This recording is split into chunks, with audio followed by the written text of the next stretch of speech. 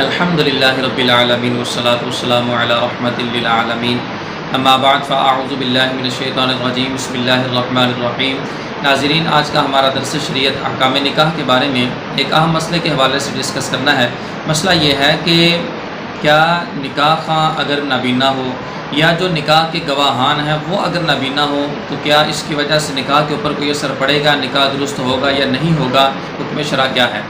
تو اس حوالے سے پہلی بات تو یہ یاد رکھیں کہ جو نکاح خواں ہے وہ اگر نابینا ہے تو بھی نکاح پڑھا سکتا ہے، اگر بینا ہے تو بھی نکاح پڑھا سکتا ہے۔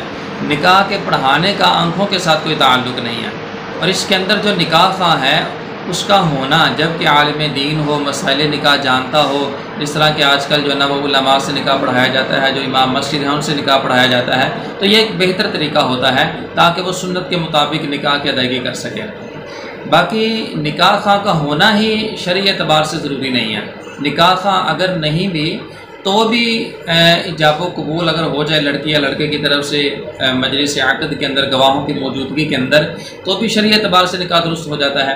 اور دوسری بات یہ ہے کہ جہاں تک گواہوں کا معاملہ ہے تو گواہوں کا ایجاب و قبول کو سننا یہ جو ہے نا وہ شرط ہے، یہ ضروری ہے۔ اگر گواہوں نے ایجاب و قبول کو سنا ہی نہیں ہے جبکہ ایجاب و قبول بلند آواز سے کیا گیا، تو گواہوں کا سننا اس کو جو ہے نا یہ ضروری ہے نکاح کے درست ہونے کے لیے۔ تو سننا کان کے ساتھ ہوتا ہے، آنکھوں کے ساتھ دیکھنا ہوتا ہے۔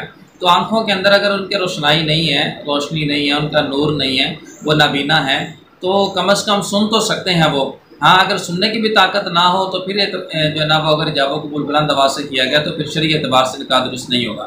تو گواہ بھی اگر نابینا ہوئے تو اس کا بھی نکاح کے اوپر کوئی اثر نہیں پڑے گا، کیونکہ یہ ضروری ہے ہی نہیں ہے کہ جو گواہ ہیں وہ بینا ہوں، نابینا نہ ہو۔ کسی کتاب کے اندر اس حوالے سے تصریح نہیں ہے۔ ہاں، یہ علماء نے ضرور صراحت فرمائی ہے کہ دو گواہوں کا ہونا جو مسلمان ہوں، عاقل ہوں، بالغ ہوں، آزاد ہوں۔ تو جب گواہ ہیں یہی نکاح کے درست ہونے کی شرائط میں سے ہے، اور اس کو جو نا وہ رکن نکاح قرار دیا گیا ہے دو گواہوں کے ہونے کو۔ تو جب دو گواہ موجود ہیں تو انہوں نے ایجاب و قبول کو جو بلند آواز سے کیا گیا تو اس کو اکٹھا ایک ساتھ جو نا وہ سن لیا تو نکاح اپنی جگہ درست ہو گیا۔ آنکھوں کے ساتھ نکاح پڑھانے والے کو دیکھنا، لڑکی کو دیکھنا، لڑکے کو دیکھنا، یہ شرعی اعتبار سے ضروری ہے ہی نہیں ہے۔